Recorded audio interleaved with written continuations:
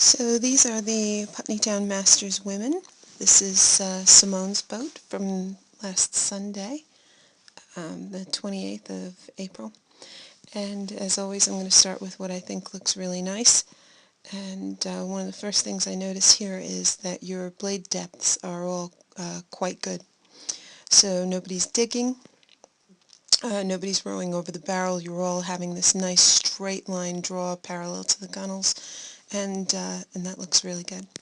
The second thing that I'm noticing is that it looks quite pingy. It looks good, like you're just pinging it along, and that's how a quad should look, nice and light. And the third thing is your body position at the catch. It doesn't look like anybody is going for more, and that you're all in a good, strong position at the catch, and that probably is why also you're able to draw through straight, and the blades aren't digging at all, so that all looks really good.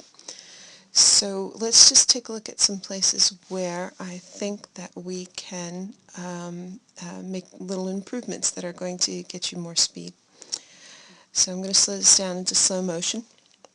And I don't know if you noticed in the last frames at full speed, but there's definitely a difference in the body swings and the way people move up the slide. So Liz is very fast out of backstops. Her hands shoot away and the body is over. And then everybody else has to catch up to her. Now the speed in the hands out of backstops should match the speed of the water as it's flowing past the boat. So the faster the boat, the faster the hands, and the slower the boat, obviously, the slower the hands. So I think for this rate and this speed, you could meet somewhere in the middle. So if the bow 3 would speed their hands up just slightly, and Liz slows her hands down just slightly, I think that you'll find that little discrepancy between when Liz goes forward and when everybody else goes forward will disappear.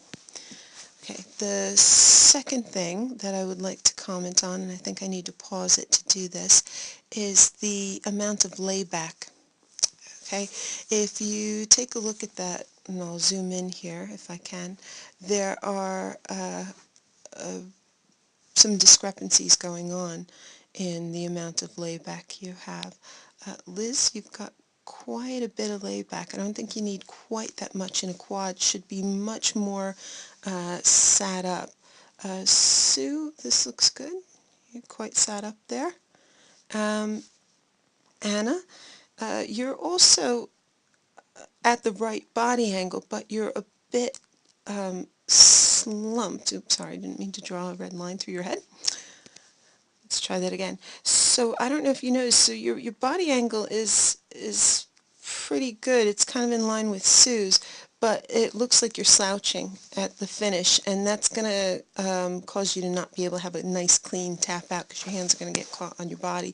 So what I need you to do is sit up taller, squeeze the glutes, and really engage that core. And Simone, you look nice and sat up there. Oops, oops, oops. I didn't want to undo that.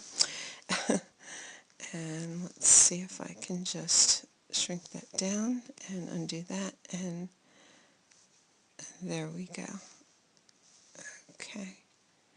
So Simone, that's probably a good amount of lean back too. So we just need to tidy up the amount of lean back, and everybody needs to just sit up more and really engage that core at the finish. Okay, so let's get those lines off of you, and I'll go on to the next thing, which is the finish. And if you can see, you're all kind of, Sue, that looks quite good.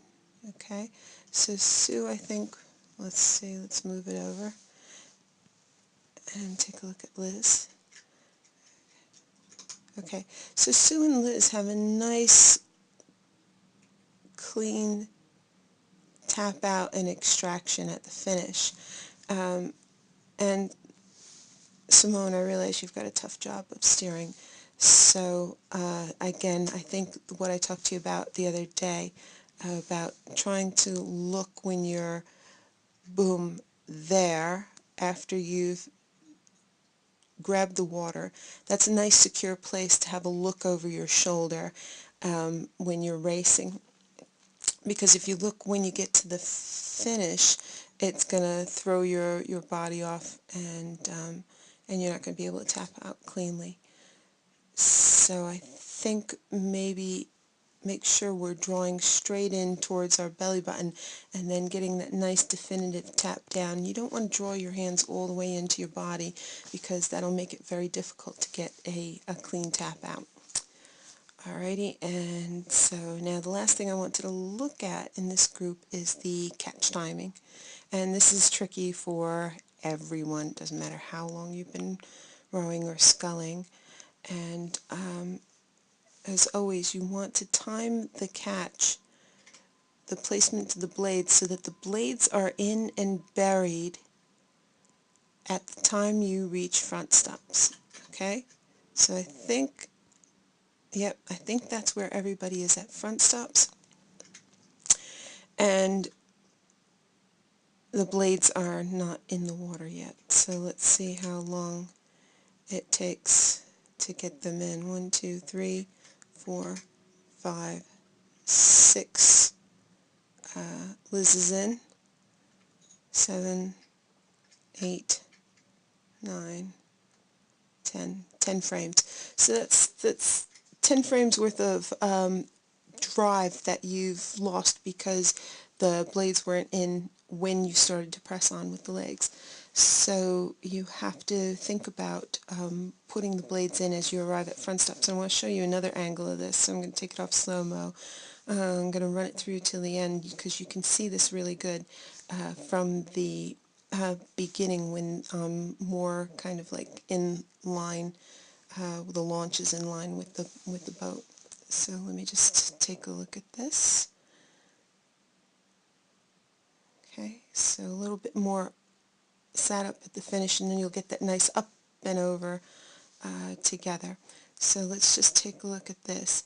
And what I want you to notice is how far apart the hands are when the blades are buried, when the blades go in. Okay, so the hands are already pulling together as the blades are going in the water. And I want you to think about when you're coming up to the catch, kind of throwing your hands out wide. Okay, there, everybody's blades are buried, and the hands are really, really close together at the catch. And it should be kind of like you come up to the catch and you throw your hands out, you hook the water, and then you do that gentle squeeze, which you girls are so good at, that squeeze and then accelerate. Okay, so I think that's about it, and I hope that these comments are useful.